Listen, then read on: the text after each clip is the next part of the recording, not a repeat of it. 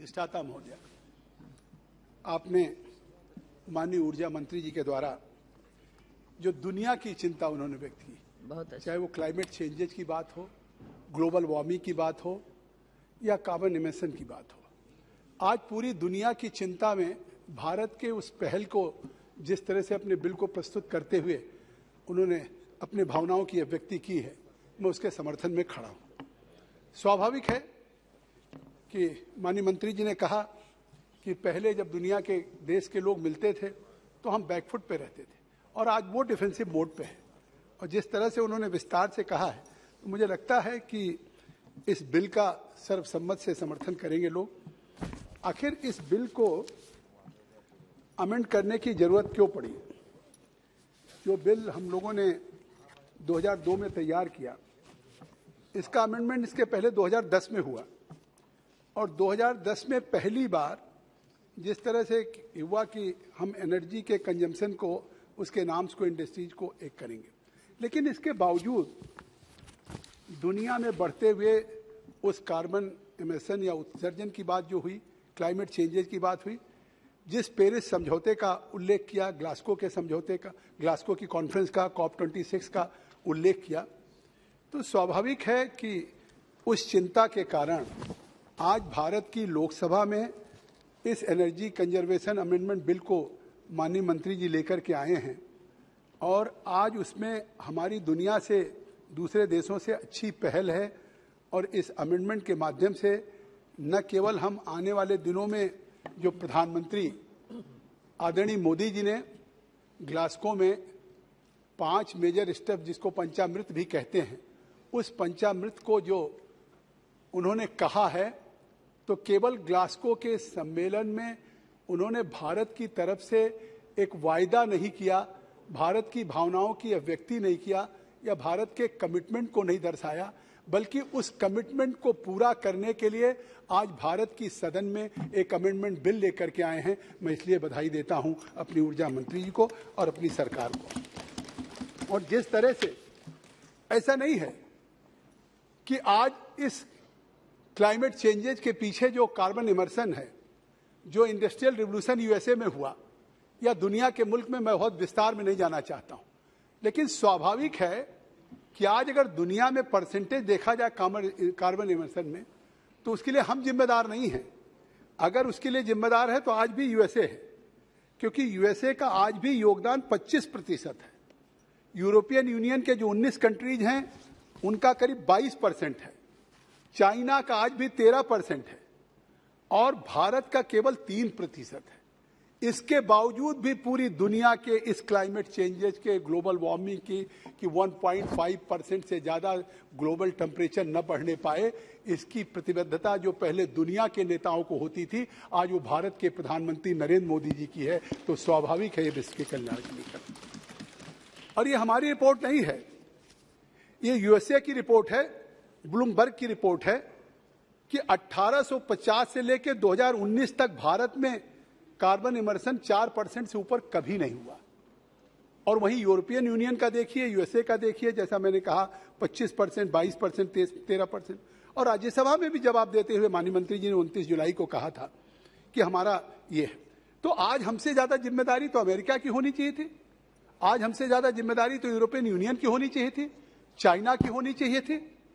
लेकिन याद करिए, 4 नवंबर को पेरिस के समझौते से तत्कालीन राष्ट्रपति यूएसए के डोनाल्ड ट्रंप जी अलग हो गए। क्यों अलग हो गए? क्योंकि उनको लगा कि दुनिया के इस कार्बन इमिशन के या इस क्लाइमेट चेंजेस के लिए शायद उन देशों पे खर्चा हमारा देश क्यों वहन करे। उन्हें दुनिया की मानवता की चिंता नहीं थी, उन्हें चिंता थी कि शायद अमेरिका के एक्सचेकर पे इसका बोझ पड़ेगा। दुनिया में उस समय वो उस समझौते से उन्होंने अपने को 4 नवंबर 2019 का दिन है जिसपे दुनिया को अलग किया। दुनिया में क्या संदेश गया कि क्लाइमेट चेंजेस, ग्लोबल वार्मिंग या कार्बन इमर्शन को लेकर के दुनिया के उस सम्मेलन में अमेरिका अलग हो गया, दुनिया के सामने एक प्रश्न चिन्ह लगा होगा। उस समय उस समझौते की पहल, उस समझौते के साथ स्टैंड, जब एक तरफ अमेरिका अलग हो रहा था तो उस 4 नवंबर 2019 को ग्लासगो में भारत के प्रधानमंत्री ने स्टैंड लिया कि इस अभियान को हम बढ़ाएंगे, दुनिया से कार्बन उत्सर्जन को हम जीरो करेंगे। हमने 2070 तक अपना रखा भी टारगेट, 2030 तक भी रखा, माननीय मंत्री जी ने जैसा कहा। और आज डोनाल्ड ट्रंप अलग हो गए, लेकिन डोनाल्ड ट्रंप के अलग होने के बाद जो अभियान, जो स्टैंड भारत के प्रधानमंत्री नरेंद्र मोदी जी का था और जिसके साथ पूरी दुनिया की चिंता थी और दुनिया के लोग जुड़े थे, आज फिर अमेरिका के राष्ट्रपति जो बाइडेन जी ग्लासगो की कॉन्फ्रेंस में जुड़े हैं। ये भारत की जीत है और भारत का एक दुनिया को संदेश है।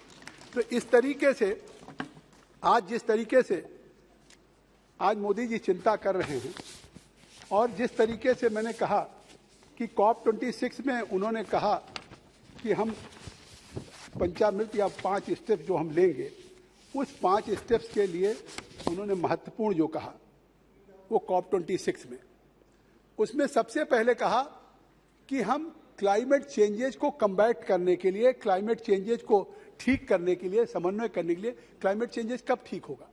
जो आज क्लाइमेट में चेंजेज आ रहा है, जब कार्बन का उत्सर्जन बढ़ता जा रहा है, प्रदूषण बढ़ता जा रहा है दुनिया में, उस कार्बन के उत्सर्जन से उसका असर क्लाइमेट पे पड़ता है। ये इंटरलिंक्ड है और उस नाते क्लाइमेट चेंजेज हो रहे हैं। चाहे बारिश के समय बारिश नहीं, कहीं सूखा, कहीं गर्मी के समय बारिश, इस तरीके से हो रहा है। तो उसमें 5 चीजें उन्होंने तय किया। मुझे लगता है कि जैसा माननीय मंत्री जी ने कहा कि हम आत्मनिर्भर भी हैं, और लेकिन इसके आगे भी हमारा कमिटमेंट है कि जहां तक उन्होंने बार बार कहा, भारत की ये प्रतिबद्धता है कि आने वाले दिनों में हमने नेशनल थर्मल पावर कॉरपोरेशन से या थर्मल या कोल की एनर्जी से हमने रिन्यूएबल एनर्जी को स्विच ओवर किया। जहां पहले 175 गीगावाट भारत का लक्ष्य था बिजली प्राप्त करने का कि हम 175 गीगावाट बिजली बनाएंगे, आज वहीं हमारी सरकार ने नॉन फॉसिल जैसा मंत्री जी ने व्याख्या किया है कि चाहे सोलर हो, चाहे विंड हो या हाइड्रो हो, या इससे रिन्यूएबल एनर्जी से, हम रिन्यूएबल एनर्जी से 500 गीगावाट को हम हासिल करेंगे और उत्पादन करेंगे। ये भारत का संकल्प है और ये हम संकल्प करके आए हैं प्रधानमंत्री ने। उस दिशा में हमने आज जो लक्ष्य रखा था उसमें हमने हासिल भी किया है। 175 गीगावाट का लक्ष्य आपने 2022 तक का रखा था रिन्यूएबल एनर्जी में। मैं बधाई देता हूं कि 114 गीगावाट की प्राप्ति हमारी सरकार ने कर लिया रिन्यूएबल एनर्जी से, जो अपने आप में एक अचीवमेंट है। तो इसलिए मैं कहना चाहता हूं कि जो प्रतिबद्धता आज हमारी सरकार या प्रधानमंत्री अपने उस COP26 में करके आए थे, उस दिशा में कि हम 2030 तक नॉन फॉसिल एनर्जी, मतलब जो ग्रीन एनर्जी होगी, क्लीन एनर्जी होगी, या जिस तरीके से एक फ्री होगी, उस रिन्यूएबल एनर्जी में हम 500 गीगावाट करेंगे। और आने वाले दिनों में जो 2030 तक का ये संकल्प है, नहीं उस दिशा में बढ़ रहे हैं। हम आपको अभी तो आप सुनिए ना, प्रारंभ हुआ है। रिन्यूएबल एनर्जी में 2030 तक हम 50% अपने देश की एनर्जी को रिन्यूएबल एनर्जी पे लेकर के जाएंगे। और 2030 तक का ये हमारा संकल्प है कि 1 बिलियन टन हम कार्बन इमिशन को कम करेंगे। और 2070 तक ये संकल्प है कि जीरो कार्बन इमिशन इस भारत होगा, जो दुनिया के लिए अपने आप में एक संदेश होगा। कार्बन की इंटेंसिटी, सौगत दादा तो आते हैं ब्रीफिंग में, आज आए नहीं। कार्बन इंटेंसिटी की मैंने वैल्यू भी आज सुबह पूछा कि इसको हम कैसे कैलकुलेट करेंगे। आज उस कार्बन इंटेंसिटी की या कार्बन उत्सर्जन की तीव्रता को कम करने के लिए भी हमने संकल्प लिया है कि 45% हम उसको कम करेंगे। जिससे तो ये हमने इस तरह से एक 5 जो मेजर स्टेप्स हैं, वो 5 मेजर स्टेप्स हमने किए। क्योंकि ये दुनिया में सबसे पहले अगर किसी ने दुनिया को कहा, आप देखिए जब हमारी सरकार आई तो हमने 1 नेशन 1 ग्रिड की बात कही, और आज दुनिया में प्रधानमंत्री मोदी जी हैं। मैम, पूरी दुनिया की बिजली की चिंता, एनर्जी की चिंता, नॉन फॉसिल एनर्जी की चिंता या क्लीन एनर्जी की चिंता, या हम आज 1 सन 1 वर्ल्ड 1 ग्रिड अगर नारा दिया है, जिसको साकार करने का काम कर रहे हैं, वो भी हमारी सरकार कर रही, प्रधानमंत्री श्री नरेंद्र मोदी जी कर। हम सिंगापुर तक लाइन बनाने जा रहे हैं दादा, सिंगापुर तक लाइन बनाने जा रहे हो। हम केवल 1 सन की, पूरे दुनिया में एक सूर्य है दुनिया मतलब एक विश्व पूरा एक देश है, एक परिवार है और एक ग्रिड है।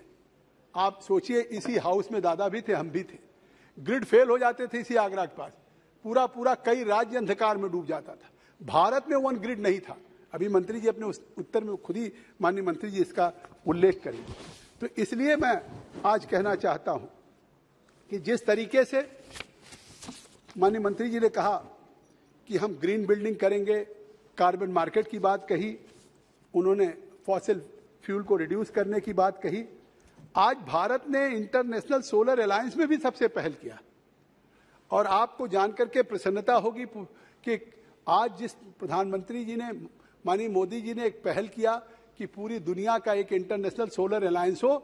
आज हमारे साथ दुनिया के 107 देश उसके सिग्नेटरीज हैं और 107 लोग उस इंटरनेशनल सोलर अलायंस के हैं। तो इस तरीके से आज हम कर रहे हैं। सरकार के निर्णय इस दिशा में करने के लिए कि हम इन संकल्पों को पूरा कैसे करेंगे, इसके हमने लिए कदम उठाए। आज 2022-23 में के बजट में, क्योंकि हम अभी भी सोलर में ज्यादातर चीजें बाहर से मंगा रहे हैं, इस बार हमने 22-23 के बजट में अधिष्ठाता महोदया 19,500 करोड़ का प्राविधान इसलिए किया है कि जो हमारे डोमेस्टिक सोलर की रिक्वायरमेंट्स है उसके उत्पादन के लिए, उसके, क्योंकि आज भी हम चाहे फोटोवोल्टिक हो चाहे और चीजें हो, सारी चीजें हम बाहर से मंगा रहे हैं। तो इसलिए उस चीज के लिए हमने प्राविधान किया है कि हम खुद डोमेस्टिक इसका उत्पादन करेंगे और इसके लिए हमने प्राविधान भी किया है 19,500 करोड़ का। आज ये जो हम इस संविधान को, या एक हम कहते हैं वन नेशन वन ग्रिड की बात, और आज one sun one world on green की बात करते हैं, उसमें आज ग्रीन एनर्जी पाने के लिए, चाहे वो सोलर एनर्जी हो चाहे विंड एनर्जी हो, इस बिल को हम क्यों अमेंड कर रहे हैं। इस बिल के अमेंड करने के लिए पीछे हमारी ये है कि आज कैसे हमारा ट्रांसपोर्ट में भी, क्योंकि वहां भी कॉमन इमर्सन होता है, तो क्लीन ट्रांसपोर्ट हो, या स्टेबल जो बर्निंग की बात है, या ग्रीन बॉन्ड्स को इशू करने की बात है, जिससे कि हम ग्रीन इंफ्रास्ट्रक्चर बना सकें और उससे फिर हम कैपिटल तैयार कर सकें। इसी तरीके से ये गवर्नमेंट के निर्णय है और गवर्नमेंट ने उपाय शुरू कर दिए कि हम इस देश में 50 सोलर पार्क की स्थापना करेंगे और उस 50 सोलर पार्क से रिन्यूएबल एनर्जी की जो कैपेसिटी बढ़ेगी वो 40 मेगाहजार वाट बढ़ेगी एक साथ। जो हमने तय किया है कि किस तरीके से हम 500 गीगावाट को हम प्राप्त करेंगे, उस दिशा में 50 सोलर पार्क हमने स्थापित करने का फैसला किया। और आज हम कहना चाहते हैं, जैसा मैंने उल्लेख किया था, कि आज उस तेजी से जिस तरीके से 114 गीगावाट को हमने इंस्टॉल कर लिया, आज उस दिशा में चाहे रूफटॉप सोलर प्रोग्राम हो, उसमें भी हमने 4000 मेगावाट का टारगेट रखा है कि 4000 मेगावाट का लक्ष्य पूरा करेंगे। और एक जो सस्टेनेबल डेवलपमेंट गोल है, पूरी दुनिया के लिए वो सस्टेनेबल डेवलपमेंट गोल है, उस गोल में जो 11 में है, इस रिन्यूएबल एनर्जी से हम 9 इश्यूज को हम एड्रेस करने जा रहे हैं। तो इससे साफ है कि आज भारत जिस तरीके से रिन्यूएबल एनर्जी के मामले में क्रांति कर रहा है, उस नाते आज इस बिल को जिस तरीके से हम अमेंड कर रहे हैं, उसके पीछे यही मंशा है। ग्रीन बिल्डिंग का जो तात्पर्य है, जैसा हमने कहा कि इन्वायरमेंट पे माननीय मंत्री जी ने कहा कि उसका एक पॉजिटिव इम्पैक्ट हो और उसकी जो रूफ टॉप पे होगा या उस पे सोलर एनर्जी से या इन चीज़ों से होगा। तो इसलिए कहना चाहते हैं कि आज जो हमने तय किया कि इस बिल से हम एक स्टेट एनर्जी कंजर्वेशन फंड भी बनाएंगे, क्योंकि स्वाभाविक है कि जब तक हम एक प्रमोशन करना चाहते हैं या रिन्यूएबल एनर्जी को हम उसको प्रमोट करना चाहते हैं with in the state also, तो वो हम एक स्टेट एनर्जी के कंजर्वेशन फंड का भी निर्माण करेंगे। और ये जो बिल आ रहा है अमेंडमेंट, ये जो स्कोप ऑफ एनर्जी है, कंजर्वेशन है, चाहे वो बिल्डिंग कोड हो, चाहे अमेंडमेंट ऑफ पेनल्टी प्रोविजंस हो, चाहे empower of the state electricity regulatory commissions हो, या चाहे और रेगुलेशंस बनाने की बात हो, ये सारी चीज़ों को पूरा करेगा।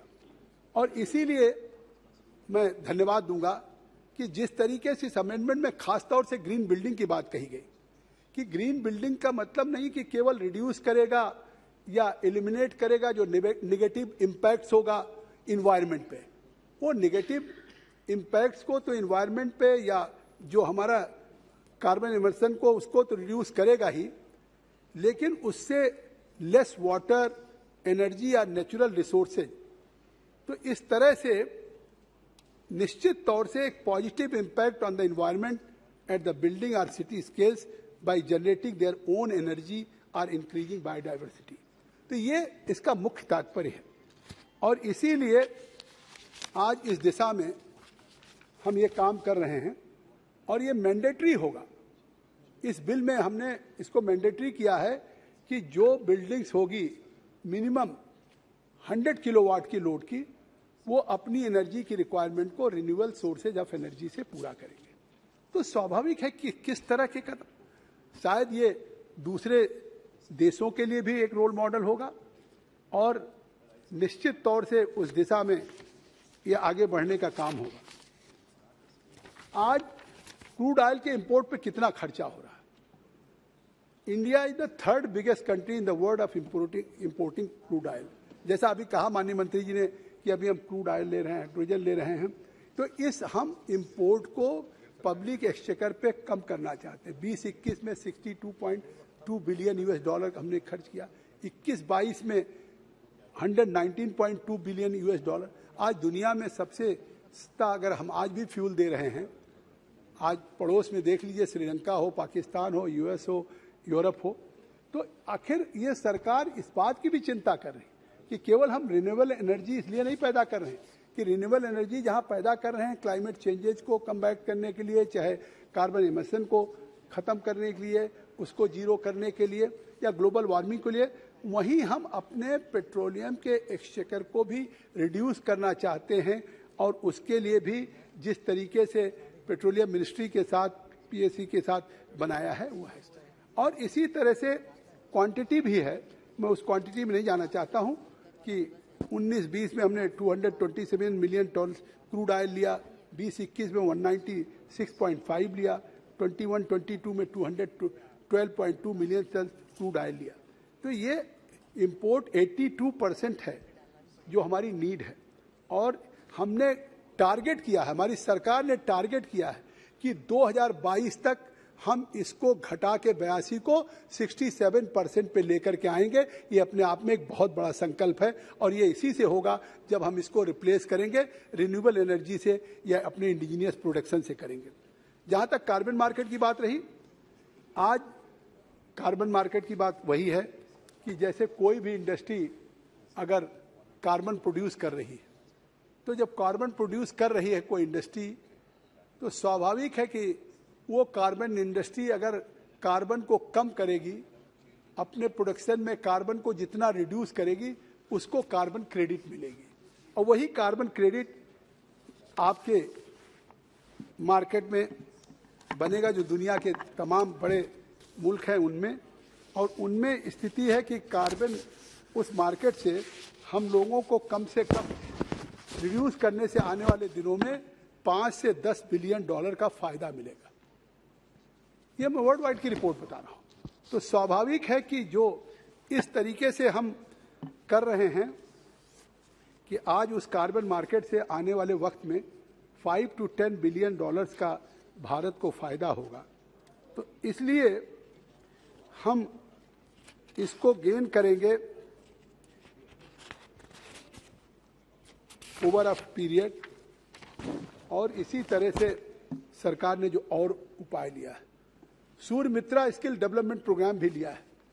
उनका एक मुख्य उद्देश्य है कि जो हम सूर्य मित्रा स्किल डेवलपमेंट प्रोग्राम कर रहे हैं, कैसे ग्रीन जॉब कंट्री में क्रिएट हो, कैसे हम बूस्ट कर सके कि वो ग्रीन जॉब कंट्री में हो। इस तरह के कदम कि किस तरीके की हमारी चिंता है कि जो हमने 5 पंचामृत पे 2030 तक जो जो चीज़ें हमने सेट किया है उस संकल्प को पूरा करें। आने वाले दिनों में 2070 तक जिस तरीके से हम जीरो कार्बन इमिशन पे आए उसको हम पूरा करें। तो इसके लिए हमने जून 2022 तक 51,331 लोगों को ऐसे कैंडिडेट थे जिनको हमने स्किल डेवलपमेंट ट्रेनिंग दे करके सुमित्रा प्रोग्राम में उनको बेनिफिटेड किया है। और जो आज उसमें से 26,967 लोग 26,907 number candidate gain employment also. तो हम इसके साथ एम्प्लॉयमेंट भी दे रहे हैं कि we have given a training 51,331 number of candidates have benefited from the skill development training provided under Surmitra program, and out of which 26,960 number of candidates gained employment also. और ये हम किस लिए कर रहे हैं? ये इसलिए कर रहे हैं कि हम जो 22 तक का हमारा टारगेट था कि हम 175 गीगावाट रिन्यूएबल एनर्जी उसको हम अपना अचीव कर सके। और जैसा मैंने कहा भी कि ये साधारण प्रयास नहीं है कि हम उसमें से 114.07 गीगावाट रिन्यूएबल एनर्जी कैपेसिटी हम उसको इंस्टॉल कर चुके हैं। ये 30/6/22 तक, मतलब हमने जुलाई तक इसको जून तक अचीव कर लिया। और इसी तरीके से जो हमारे मिनिस्ट्री ऑफ न्यू और रिन्यूएबल एनर्जी है, इसके अंदर जो रिसर्च और टेक्नोलॉजी का जो डेवलपमेंट का RTD प्रोग्राम है, उसमें जो प्रोजेक्ट्स हैं उसमें हम academic research institutions and industry for development of hydrogen technology, जो एक चिंता है कि हम कैसे रिन्यूएबल एनर्जी, कैसे क्लीन एनर्जी करें, ये भी हमने प्रोग्राम तय किया है। और इसीलिए उस हाइड्रोजन टेक्नोलॉजी के लिए हमने एकेडमिक व्यवस्था भी की है, हमने उसके लिए रिसर्च की भी व्यवस्था की है। ये व्यवस्था आज देश में किया। आई विल हार्डली टेक बस 1-2 मिनट और। इसी तरह से रूफटॉप सोलर प्रोग्राम के फेज 2 में जैसा हमने आपसे कहा कि जो सेंट्रल फाइनेंशियल असिस्टेंट है, CFA है, वो रेजिडेंशियल सेक्टर में जितने हाउस होल्ड्स हैं या रूरल एरियाज में हैं, जो मैंने कहा कि 4,000 मेगावाट का एक टारगेट है, उसको लक्ष्य है, उसको पूरा करेंगे। और जैसा हमने कहा कि इसी तरीके से, तो आप सोचिए कि पेरिस एग्रीमेंट कब आया? 2015 में, और 2016 में इन्फोर्स हो गया। और जैसा मैंने उल्लेख किया कि 2019 में देश, दुनिया के बड़े बड़े जिनको प्रगतिशील, बहुत संपन्न देश कहते थे, वो उससे अलग हो गए। लेकिन आज अब भारत को केवल अपनी चिंता नहीं है, भारत को केवल अपने साथ साथ दुनिया की चिंता है कि अगर आज दुनिया में जिस तरह से ग्लोबल वार्मिंग, जिस तरह से क्लाइमेट चेंजेज, या जिस तरीके से कार्बन इमर्शन की एक चिंता है, जिसके कारण पूरी दुनिया में, चाहे ग्लासगो में हो, COP26 में हो या पेरिस में हो, मैं कह सकता हूं कि अगर आज उसकी कोई अगुवाई कर रहा है तो वो अगुवाई भारत के यशस्वी प्रधानमंत्री नरेंद्र मोदी जी कर रहे हैं, और उस अचीव को दुनिया में हम प्राप्त करेंगे। इसी के साथ मैं बिल का समर्थन करता हूं। धन्यवाद।